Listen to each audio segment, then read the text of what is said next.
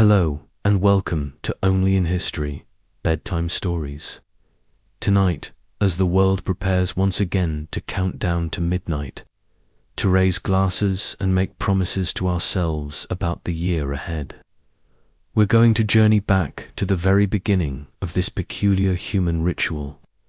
We're going to explore a question that seems simple on the surface but opens onto something profound. Why do we celebrate the turning of the year at all? When did midnight on a winter's night become the most important threshold we cross each year? And what did the ancients, who first marked this boundary, believe they were actually doing when they lit their fires and performed their ceremonies as one year died and another was born? The truth is, for most of human history, New Year's Eve wasn't in December at all. It wasn't a single night, and it certainly wasn't about champagne and fireworks. For the ancient world, the New Year was a moment of cosmic danger and sacred duty. It was the hinge upon which the entire universe turned, a time when the boundaries between worlds grew thin, when chaos threatened to return, and when only the right words, the right actions, the right sacrifices could ensure that the sun would rise again, that the crops would grow, and that the fragile order of civilization would hold for another cycle. This is the story of how humanity learned to celebrate renewal. From the clay tablets of Mesopotamia to the sacred fires of Rome, from the flood myths of Egypt to the calendar stones of Mesoamerica, tonight we will stand in the temples of the ancient world and witness the rituals that our ancestors believed kept existence itself from unraveling. We will see how the moment we now mark with a kiss and a song was once the most terrifying and sacred night of the year. And we will discover that hidden beneath our modern celebration, the ancient pattern still remains. But before we step into this journey through time, please take a moment to like this video and subscribe to the channel. It's a simple and wonderful way to support these bedtime stories from history, and it means a great deal to me. I'm also always curious to know where in the world and at what time you're joining me tonight, so I'd really love to hear from you in the comments. And now, settle in. Let the noise of the modern world fade away. Let us travel back to a time when midnight was not just a moment on a clock, but a doorway between worlds. The first new year, Mesopotamia, and the festival of Akitu. Our story begins not with a date, but with a river. Two rivers, in fact, the Tigris and the Euphrates, flowing through what the Greeks would later call Mesopotamia, the land between the waters. Here, in the flat, baking plains of what is now Iraq, humanity took its first stumbling steps towards civilization. Here, around 5,000 years ago, the Sumerians built the first cities, invented the first writing, and created the first great ritual of renewal. They called it Akitu, and it was the most important religious festival in the ancient world. The timing was precise and deeply meaningful. Akitu was celebrated at the spring equinox, when the length of day and night were equal, when winter's grip finally loosened and the first green shoots appeared in the fields.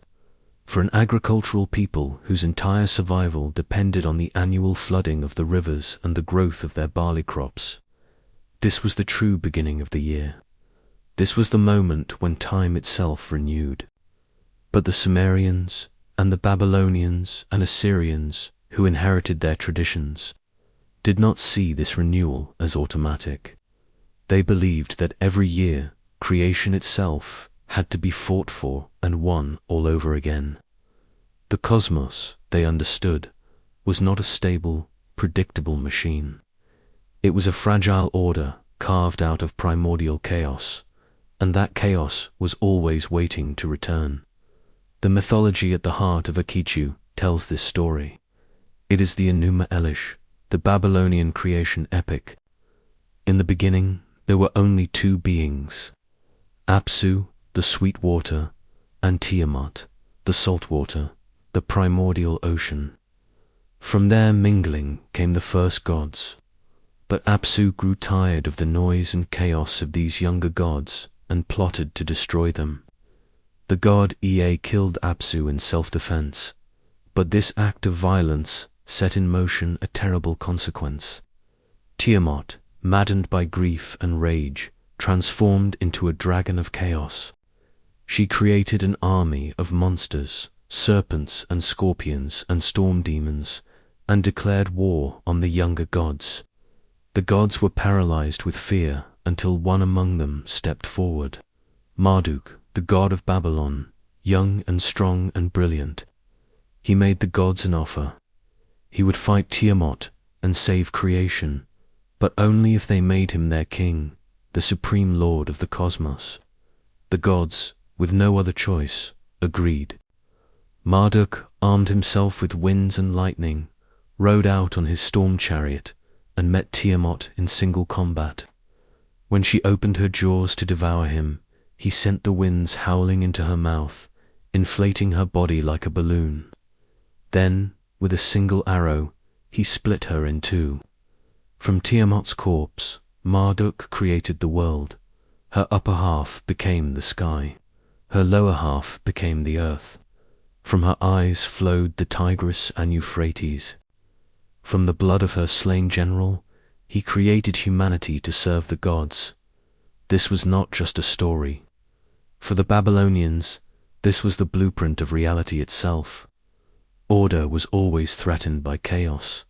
Kingship was the force that held chaos at bay.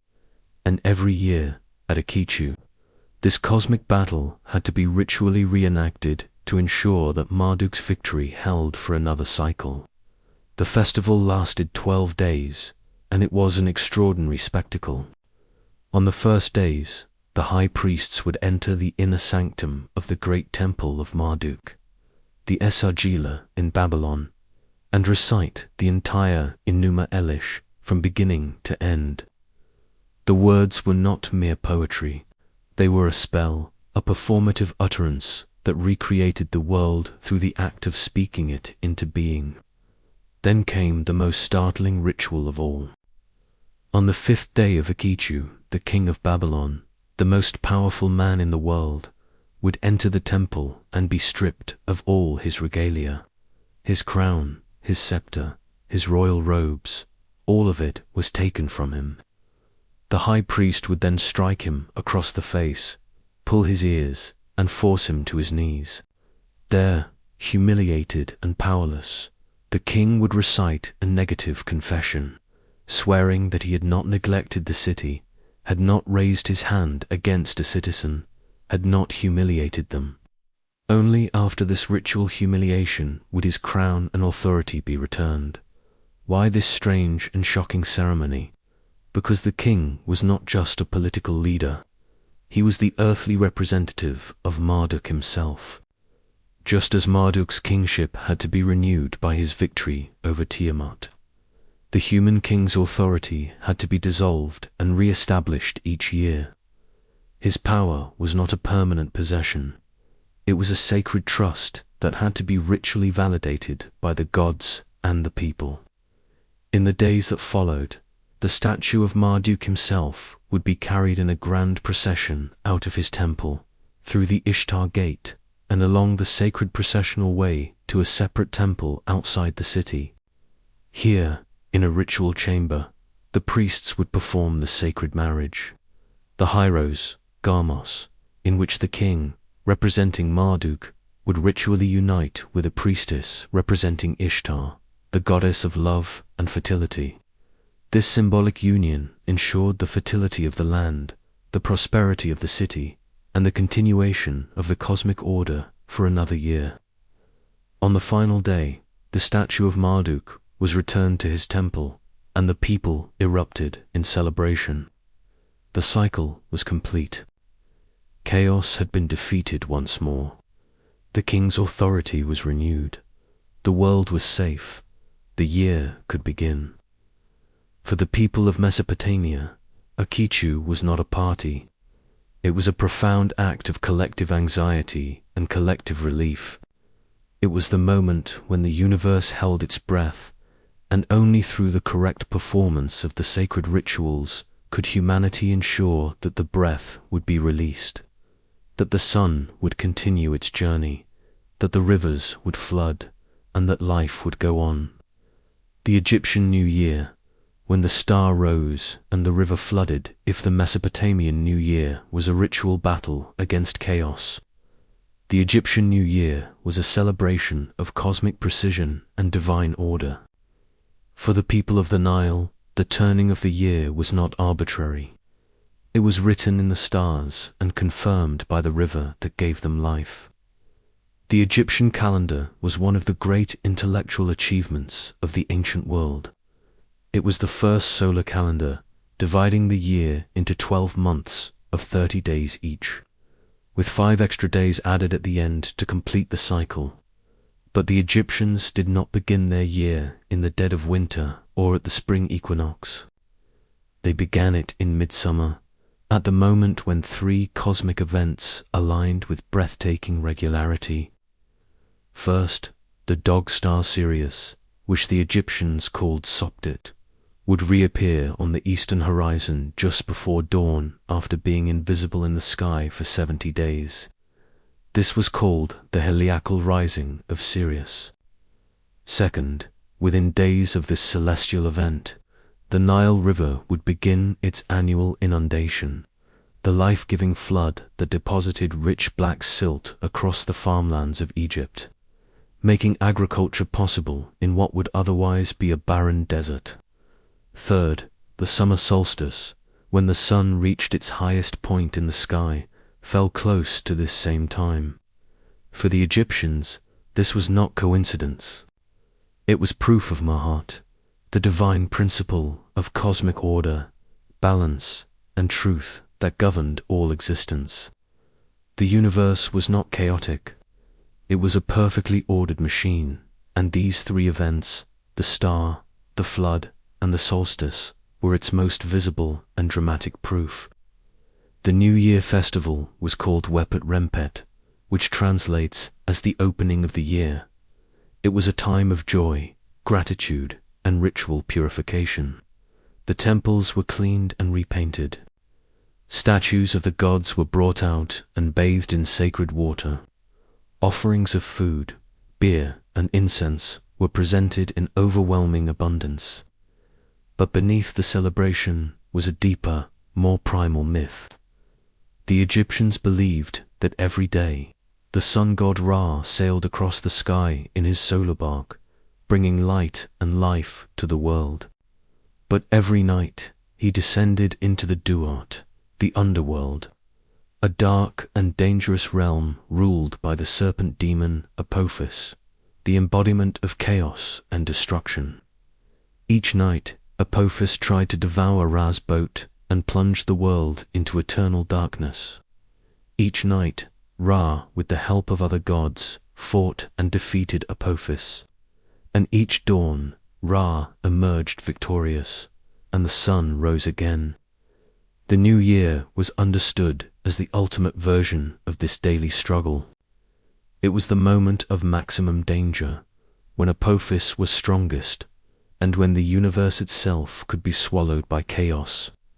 The rituals of Wepet Rempet were designed to support Ra in his battle, to ensure that the sun would rise, not just for another day, but for another entire year. One of the most important rituals was the breaking of the red pots, clay pots inscribed with the names of Egypt's enemies. Both human and supernatural were smashed in a public ceremony. This act of symbolic violence was believed to weaken the forces of chaos and protect the kingdom from invasion, plague, and disaster. Another crucial ritual involved the goddess Sekhmet, the lion-headed deity of war and destruction, who was also, paradoxically, a goddess of healing. According to myth, Sekhmet once went on a rampage, slaughtering humanity in a fit of divine rage. Ra stopped her only by tricking her into drinking beer dyed red to look like blood. She became drunk, fell asleep, and when she awoke, her rage had transformed into benevolence. At the new year, priests would present offerings to Sekhmet to ensure that her destructive power remained dormant for another year. The Egyptians also believed that the new year was a time when the veil between the living and the dead grew thin. The spirits of the ancestors were particularly present during Wepet Rempet, and families would make offerings at tombs and recite prayers to honor the dead and seek their blessings for the coming year. For the Egyptians, the new year was not just a new beginning. It was a reaffirmation that the universe was fundamentally ordered and just, that the sun would rise, the river would flood, and the stars would follow their appointed paths. It was a moment of cosmic confidence, built on the foundation of centuries of careful astronomical observation and a religious worldview that saw the divine hand in every natural phenomenon. The Persian Nowruz, the spring of the soul from the banks of the Nile, our journey takes us east, to the high plateau of Persia, the land we now call Iran. Here, more than 3,000 years ago, the ancient Persians developed one of the most beautiful and philosophically profound New Year celebrations in human history. They called it Nowruz, which means simply New Day, and it is still celebrated today by millions of people across Central Asia, the Middle East, and beyond, making it one of the oldest continuously observed festivals in the world.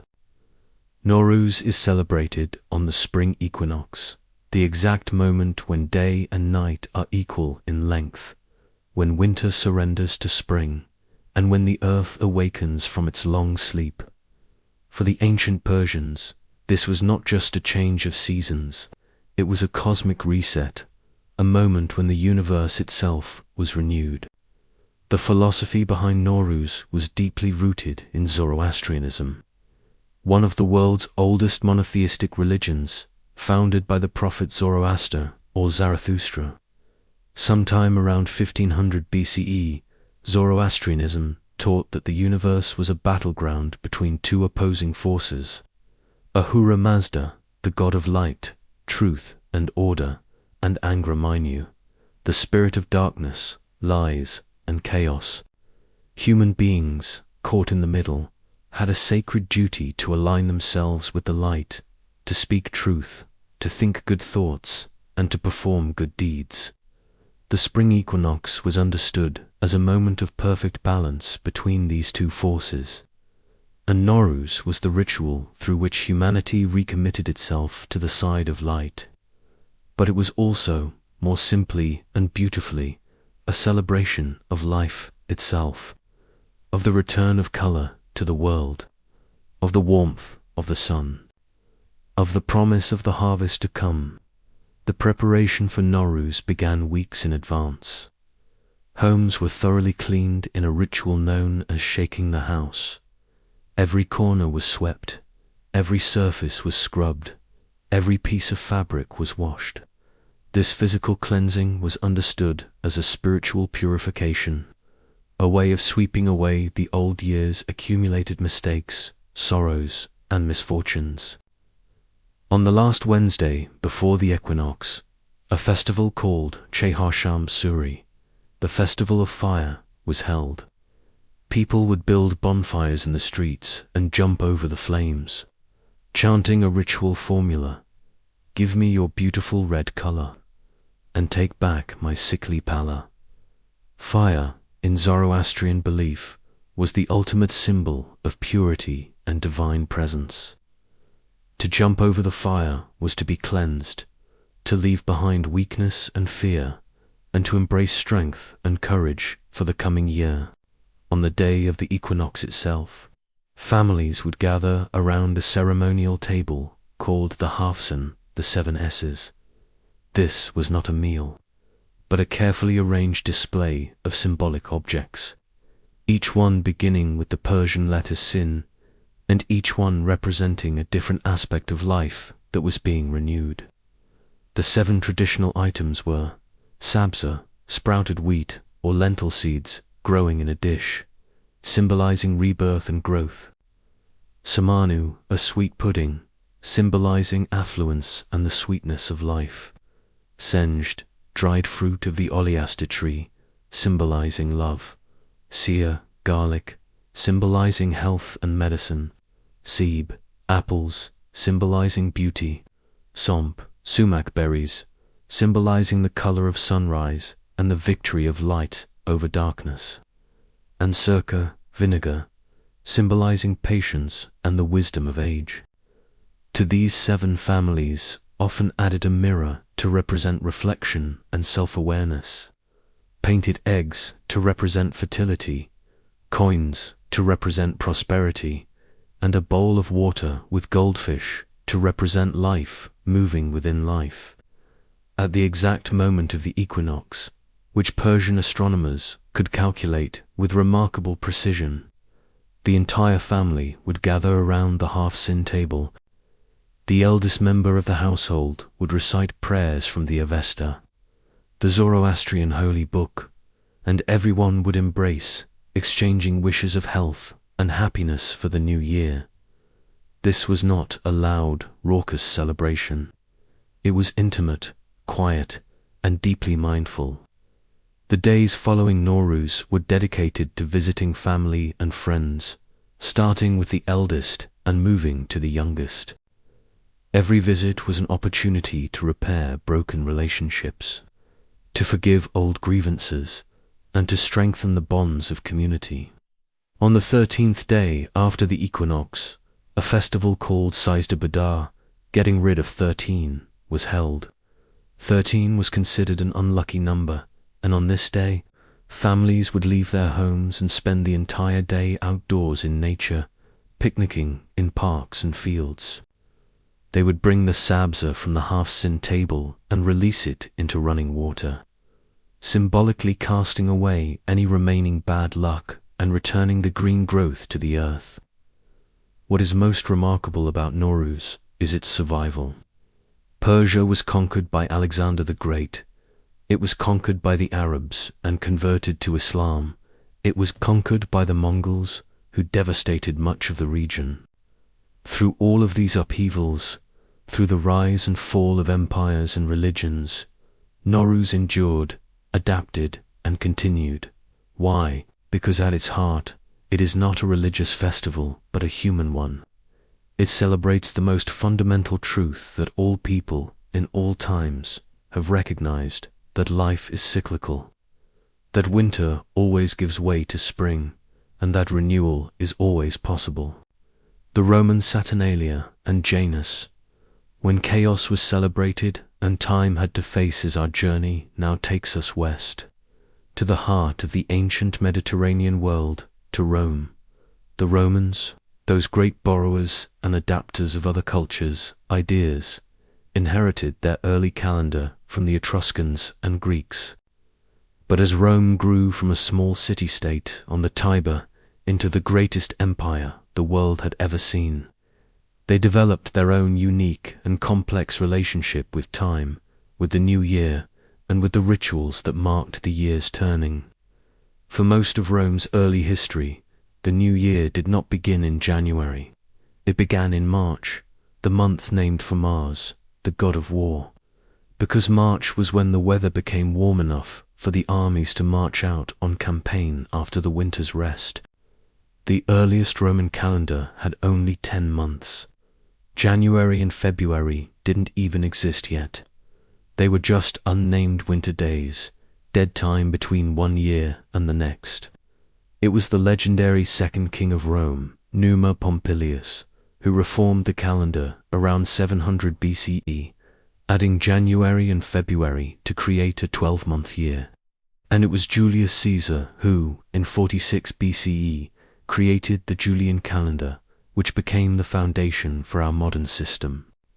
Caesar, following the advice of the Egyptian astronomer Orsigens, added leap years to account for the slight mismatch between the calendar and the solar year, and he moved the official start of the year to January 1st. But why January? The answer lies in the strange two-faced god who gave the month its name, Janus. Janus was one of the most ancient and peculiar deities in the Roman pantheon. He was the god of beginnings and endings, of doorways and transitions, of past and future. He was always depicted with two faces, one looking backward and one looking forward, perfectly embodying the liminal moment of the new year, when one year dies and another is born. The Romans believed that Janus presided over every beginning. His name was invoked first in every prayer, before even Jupiter. When a Roman opened the door of his house in the morning, he was entering Janus's domain. When a baby was born, Janus was there. And when the new year began, Janus stood at the threshold, guarding the passage from the old year to the new. The calends of January, as the Romans called the first day of the year, was both a solemn and a joyful occasion. Magistrates took their oaths of office. The Senate met in the Temple of Jupiter on the Capitoline Hill. The citizens dressed in white togas and processed through the city to offer sacrifices of white bulls and rams. Friends exchanged gifts of dates, figs, honey, and small coins stamped with the two-faced image of Janus, hoping that the gifts would ensure a sweet and prosperous year ahead. But before the Romans could welcome the new year in January, they had to survive the wildest, most chaotic, and most beloved festival of the Roman calendar, Saturnalia. This was a week-long festival in late December, usually from the 17th to the 23rd, dedicated to Saturn, the ancient god of agriculture and liberation. And it was, in every sense, the world turned upside down. During Saturnalia, all the strict social hierarchies that governed Roman life were temporarily suspended. Slaves were freed from their duties. In some households, masters would even serve their slaves at a banquet, reversing the natural order. Gambling, which was illegal for most of the year, was not only permitted but encouraged. The streets filled with crowds, drinking, singing, and engaging in wild revelry. People exchanged gag gifts called sigillaria, small clay figurines or joke presents meant to provoke laughter rather than gratitude. A king of Saturnalia would be chosen by lot, often a slave or a commoner, and for the duration of the festival, his ridiculous commands had to be obeyed. He might order a senator to dance in the street or a wealthy matron to sing a bawdy song. The whole point was to create a temporary space of freedom, equality, and chaos, a collective release of the tensions and frustrations that accumulated during the ordered, hierarchical life of Roman society. Why did the Romans do this? What was the meaning of this ritualized chaos? The answer lies in an ancient and widespread human intuition that order and chaos are not opposites but partners. The Romans understood that a society built entirely on hierarchy and discipline would eventually become brittle and suffocating. By ritually inverting the social order once a year, by allowing chaos to reign for a week, they paradoxically strengthened the social order for the other 51 weeks of the year. Saturnalia was a pressure valve, a moment of sanctioned disorder that made order possible. But Saturnalia was also, at a deeper level, a memory. The Romans believed that Saturn had once ruled during a mythical golden age, a time before law, before hierarchy, before civilization itself. It was a time when the earth gave forth its fruits without labor, when there were no slaves and no masters, when all people lived in peace and plenty. Saturnalia was a brief, ecstatic return to that lost paradise, a week when the Golden Age was remembered and, in a sense, reenacted. And then it ended. The masters returned to their authority. The slaves returned to their labor. The gambled-away fortunes were forgotten, and the Romans, purged and renewed by their week of chaos, turned to face the solemn rituals of the calends of January, ready to begin the orderly march of a new year. The genius of the Roman system was its balance. Saturnalia allowed for the expression of chaos, of freedom, of the irrational. The calends of January, dedicated to Janus, reasserted order, duty, and the structures of civilization. Together, they created a complete ritual cycle, one that honored both the human need for release and the human need for structure. The Celtic Samhain, when the dead walked and the year began in darkness, far from the warmth of the Mediterranean, in the mist-shrouded forests and wind-swept hills of Celtic Europe, the new year was celebrated in a very different way. For the Celts, who lived in what is now Ireland, Scotland, Wales, and parts of France and Spain, the year did not begin in spring or at the winter solstice. It began on the night of October 31st, a festival they called Samhain, pronounced Samhain, and it was not a celebration of light returning but of darkness falling. The Celtic calendar was divided not into 4 seasons but into 2 great halves. The light half of the year, which began at Beltane on May 1st, and the dark half of the year, which began at Samhain. Samhain marked the end of the harvest season and the beginning of winter, a time when the natural world died back, when the sun grew weak, and when survival became a grim and uncertain struggle. But Samhain was not feared.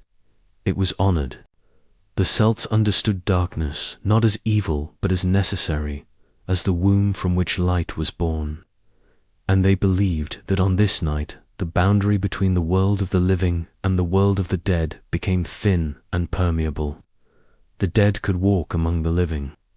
Spirits, both benevolent and malevolent, could cross over, and the future, which was normally hidden, could be glimpsed.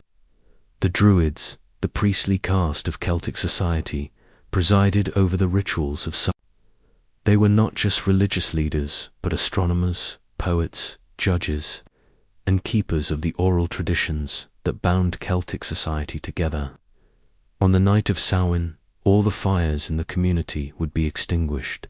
Every hearth, every torch, every flame was put out, plunging the settlement into darkness. This was a symbolic death of the old year.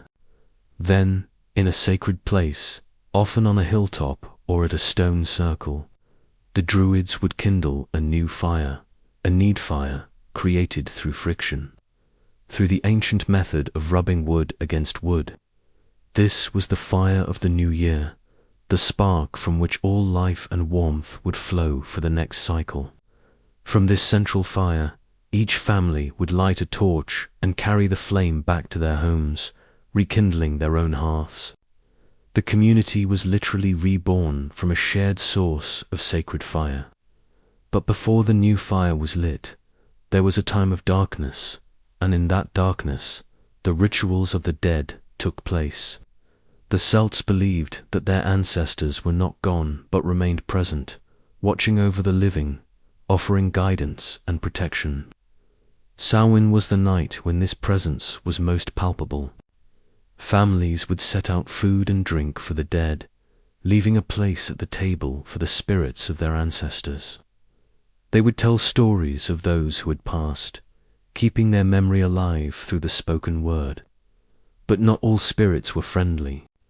The Celts also believed in the Sidhe, the fairy folk, who were not the cute, harmless creatures of Victorian imagination, but powerful, dangerous, and unpredictable beings who lived in a parallel world and who could cross over on Samhain to meddle in human affairs. To protect themselves, people would wear costumes and masks, disguising themselves so that malevolent spirits would not recognize them. They would carve turnips, hollowing them out and placing a candle inside to create a flickering, grotesque face, a lantern to ward off evil. This, of course, is the origin of our Halloween jack-o'-lantern. Samhain was also a time of divination. Because the veil between worlds was thin, the future could be glimpsed. Young women would perform rituals to see the face of their future husband. Apples and nuts, the last fruits of the harvest, were used in fortune-telling games. A common practice was to peel an apple in one long strip and throw the peel over one shoulder, then look to see what letter it formed, which would be the initial of one's true love. The Celts did not see the new year as a triumph of light over darkness. They saw it as a necessary descent into darkness, a time of rest, reflection, and communion with the unseen world. It was a time to honor the dead, to confront one's fears, and to trust that the light would return in its own time. The new year began not with a bang but with a whisper, not with fire but with shadow, not with a promise but with a mystery. When Christianity spread through Celtic lands, the Church tried to suppress Samhain as a pagan festival, but they could not erase it. Instead, they adapted it, moving All Saints' Day to November 1st and creating All Souls' Day on November 2nd, Christianizing the old festival of the dead. But the deeper patterns remained. The bonfires, the costumes, the communion with the dead, all of it survived. Transformed but still recognizable, still carrying the ancient Celtic understanding that the new year begins not in the light but in the darkness, and that death and life are not enemies but partners in an eternal dance. The Maya Hob and the end of the world that never came. Our journey now takes us across the Atlantic Ocean, to the rainforests of Central America, to the world of the ancient Maya, here in one of the most intellectually brilliant civilizations in human history.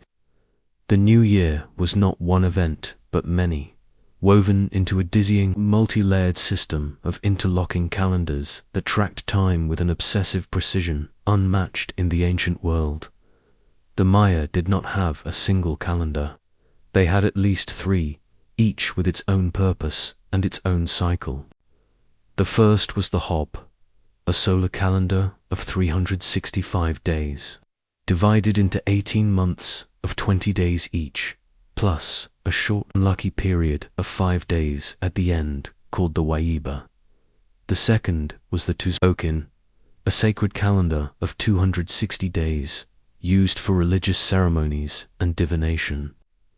The third, and most famous, was the Long Count, a linear count of days from a mythical creation date in 3114 BCE, which allowed the Maya to track vast spans of historical time.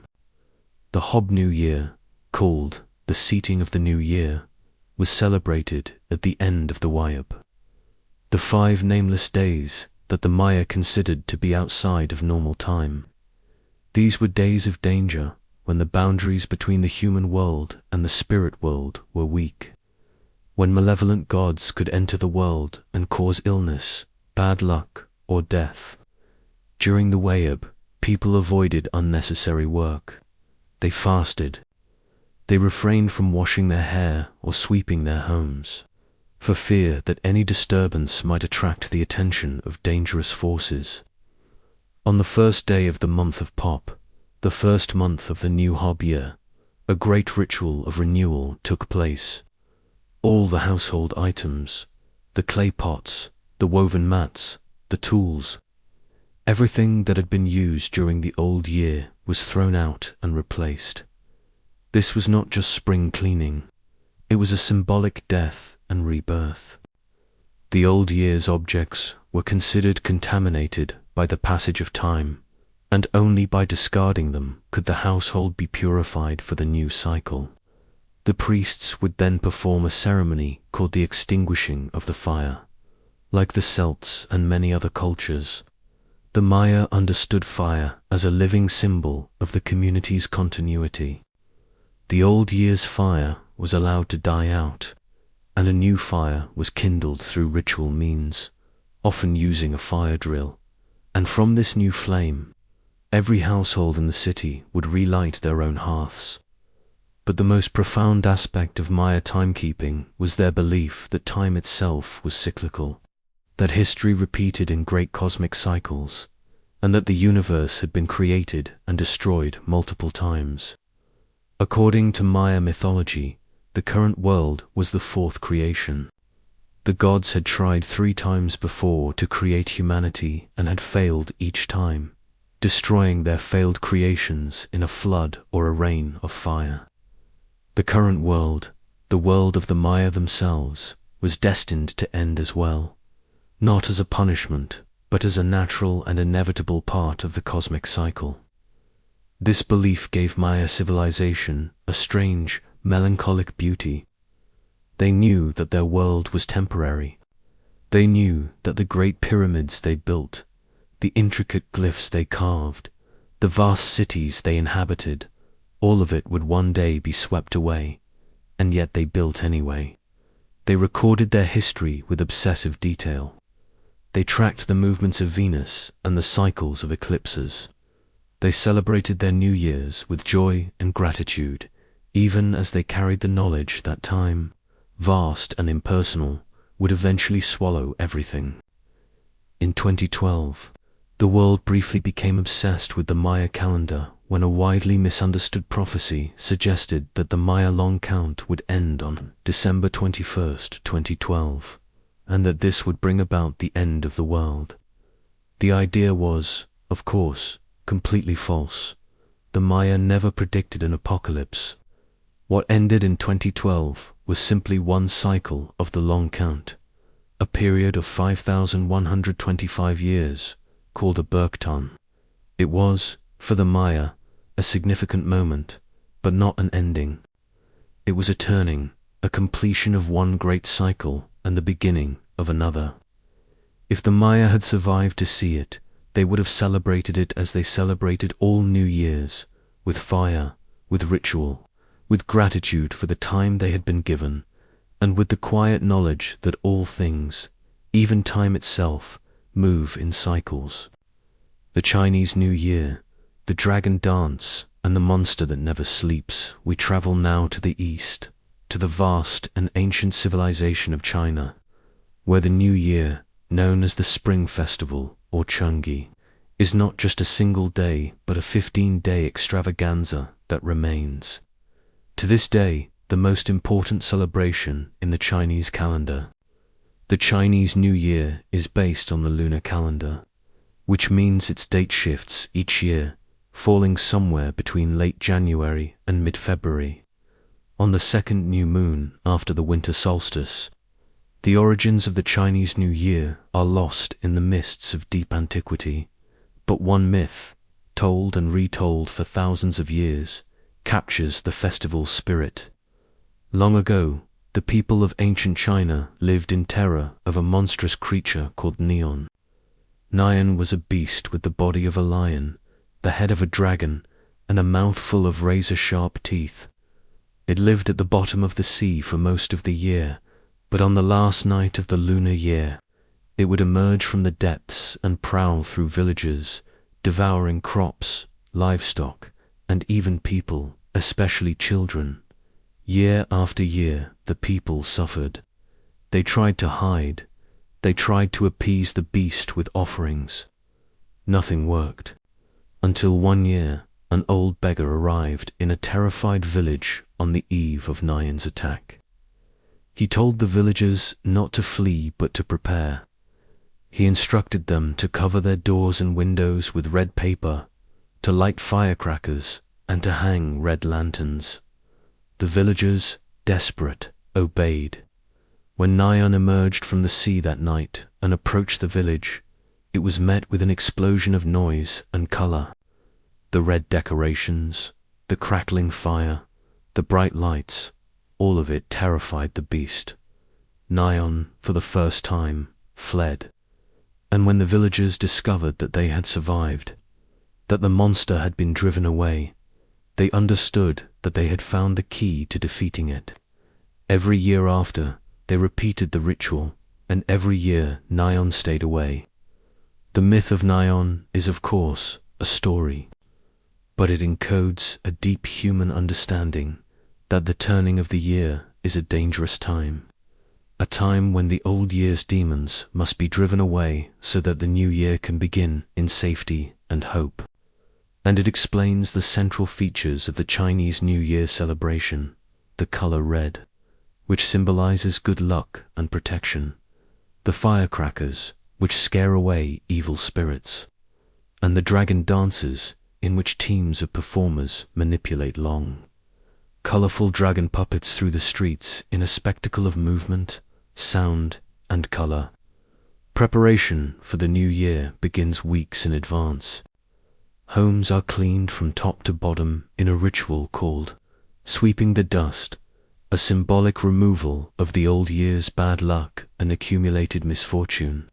Families settle their debts, repair broken relationships, and buy new clothes, especially new red garments, to wear on New Year's Day. On New Year's Eve, families gather for the most important meal of the year, the reunion dinner. No matter how far away family members have traveled, they are expected to return home for this meal. The table is laden with symbolic foods. Fish, because the Chinese word for fish, yu, sounds like the word for surplus, symbolizing the hope for prosperity in the coming year. Dumplings, shaped like ancient Chinese gold ingots, symbolizing wealth. Noodles, left uncut, symbolizing long life. Oranges, whose Chinese name sounds like the word for gold, symbolizing good fortune. After the meal, children are given red envelopes, hongbao filled with money, a gift from the elders to ensure good luck and protection in the new year. Families stay up late, often until midnight, to guard the year, a tradition meant to ward off evil spirits and ensure the safe passage from the old year to the new. At midnight, the sky explodes with fireworks. Not the polite, organized displays of Western celebrations, but a chaotic, overwhelming barrage of noise and light, a sensory assault designed to drive away every last lurking demon. The noise is incredible, the smell of gunpowder thick in the air, and the streets become rivers of red paper from the shattered remains of 1 billion firecrackers. The days that follow are dedicated to visiting. Families visit their elders first, bringing gifts and offering blessings, then friends, then colleagues. Each visit is an opportunity to exchange good wishes, to share food, and to strengthen the bonds of community. The phrase repeated everywhere, over and over, is Gongxi Fasai, which means wishing you prosperity. The festival culminates on the 15th day with the Lantern Festival. Thousands of lanterns, made of paper or silk and illuminated from within by candles or small lamps, are released into the night sky or floated on rivers. The sight is breathtaking, a river of light ascending into the darkness. Each lantern carries with it a wish, a prayer, a hope for the coming year. What is most remarkable about the Chinese New Year is its resilience. Despite centuries of political upheaval, despite the attempt by the communist government in the mid-20th century to suppress traditional festivals as superstitious and backward, the Chinese New Year endured. It adapted, it survived, and today it is celebrated by over 1 billion people worldwide, making it the largest annual human migration on Earth as people travel home to be with their families. The Chinese New Year reminds us that the turning of the year is not just a personal moment, but a communal one. It is a time to remember where we come from, to honor those who came before us, and to renew the bonds that hold society together. The journey to January 1st. How the West chose midnight, we have traveled the ancient world, from the clay tablets of Babylon to the dragon dancers of China, from the sacred fires of Persia to the dark forests of the Celts. We have seen that the new year was celebrated in spring, in summer, at the autumn harvest, and in the depths of winter. We have seen that it was a time of chaos and order, of death and rebirth, of communion with the dead and celebration of the living. But one question remains. How did we, in the modern West, come to celebrate the new year on January 1st, at the stroke of midnight, in the dead of winter? The answer, as we have already seen, begins with Julius Caesar and the Julian calendar. But the story does not end there. When Christianity became the dominant religion of Europe, the Church was uncomfortable with the pagan revelry associated with the old Roman New Year celebrations. The Church tried, repeatedly, to move the New Year to more religiously significant dates. For centuries in medieval Europe, the New Year was celebrated on March 25th, the Feast of the Annunciation, when the angel Gabriel told Mary she would bear the Son of God. In England, this date was used until 1752, but over time, practicality in astronomy won out over religious concerns. The problem with celebrating the New Year in March or at any other arbitrary religious date was that it created confusion in record-keeping, in trade, and in the coordination of agricultural work. The solar year, the time it takes for the Earth to complete one orbit around the Sun, is a fixed, measurable thing, and the winter solstice, the shortest day of the year, provided a natural anchor point for timekeeping. In 1582, Pope Gregory XIII reformed the calendar once again, creating the Gregorian calendar that we use today. The Gregorian calendar corrected a small but significant error in the Julian calendar that had caused the date of Easter to drift over the centuries, and Gregory's reform reaffirmed January 1st as the official start of the year. Over the following centuries, Catholic countries adopted the Gregorian calendar. Protestant countries resisted at first but eventually followed, and by the 18th and 19th centuries, January 1st had become the nearly universal date for the new year in the Western world. But why midnight? Why do we count down to the stroke of 12 and erupt in celebration at that precise moment? The answer is both practical and symbolic. Midnight is the moment when one day officially ends and another begins. It is the darkest point of the night, the moment of maximum darkness before the slow return of light, and in a deep, almost unconscious way, it mirrors the winter solstice itself, the darkest point of the year before the slow return of the sun. The modern New Year's Eve celebration, with its champagne, its countdowns, and its midnight kiss, is a relatively recent invention, largely shaped by American culture in the 20th century. The famous Times Square ball drop, for example, which has become the iconic symbol of the new year in the United States, began in 1907, when the owners of the New York Times building wanted to create a spectacle to celebrate the completion of their new skyscraper. But beneath the modern glitz and commercialism, the ancient patterns remain. We gather in community, just as the Babylonians gathered for Akitu and the Chinese gather for the reunion dinner. We make resolutions, promises to change, to improve, to become better versions of ourselves, just as the ancient Persians recommitted themselves to the path of light at Nowruz. We count down to midnight, marking the passage from old to new, from death to rebirth, just as the Celts extinguished their fires and kindled them anew at Samhain. The eternal return, what the ancients knew, and so we arrive at the end of our journey, standing once again at the threshold of the new year. We have seen that the celebration of the new year is not a modern invention, not a Christian tradition, not even a Western concept. It is one of the oldest and most universal of human rituals, a pattern that appears independently in cultures across the world. From the fertile river valleys of Mesopotamia to the windswept plateaus of Persia, from the misty forests of Celtic Europe to the rainforests of Mesoamerica. What did the ancients know that we have forgotten? They knew that time is not a straight line leading inexorably toward progress, that history does not move in only one direction. They knew that time is cyclical, that it moves in rhythms and patterns, that the universe itself breathes in and out, expanding and contracting, living and dying and being reborn.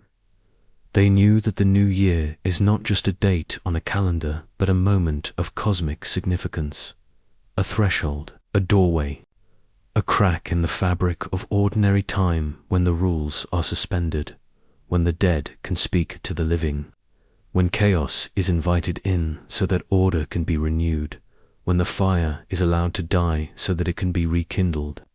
They knew that renewal is not automatic. It must be fought for. It must be earned through ritual, through sacrifice, through the collective effort of the community. The king must be humbled so that his authority can be renewed. The fire must be extinguished so that a new flame can be born. The old year's possessions must be discarded so that the new year can begin unburdened. They knew that the new year is a time of danger, when the forces of chaos are closest, when Tiamat stirs in the deep, when Apophis rises to devour the sun, when Nian emerges from the sea. But they also knew that this danger could be faced and overcome, that through the right actions, the right words, the right rituals, the balance could be restored, and life could continue for another cycle. And they knew that the new year is a time of hope. Not the shallow, commercialized hope of a New Year's resolution casually made and quickly broken, but a deep, hard-won hope. The hope that comes from surviving the darkness. The hope that comes from seeing the first light of dawn after the longest night. The hope that comes from planting a seed in the earth and trusting that it will grow. We do not perform the rituals of Akitu anymore. We do not smash red pots to defeat our enemies or jump over bonfires to be cleansed. We do not carve turnips to ward off the Shi or set out food for the ancestors. But the patterns remain, encoded in our celebrations, in our resolutions, in our countdowns, and in our midnight kisses. We gather, we feast, we make promises, we mark the passage of time. We acknowledge the ending of one chapter and the beginning of another. We turn our faces toward the future with hope. The ancient rituals taught that the new year is not a given but a gift, that renewal is not guaranteed but must be earned, that time is not something to be consumed but something to be honored. They taught that we are not passive observers of time's passage, but active participants in the great cosmic drama of creation and destruction, of death and rebirth, of darkness and light. And so tonight, wherever you are, whatever your tradition, whatever your beliefs, as you stand at the threshold of another new year, remember that you are part of a story that stretches back thousands of years. A story written in the stars and the seasons, in the rising and setting of the sun, in the turn of the wheel. You are standing where your ancestors stood, marking the passage of time, honoring the cycle of life, and daring, once again, to hope. Thank you for joining me on this long journey through time and across the ancient world. I hope this story has brought the beauty and meaning of the New Year's ritual to life. I wish you a calm and peaceful night, and a new year filled with light, growth, and renewal. Good night.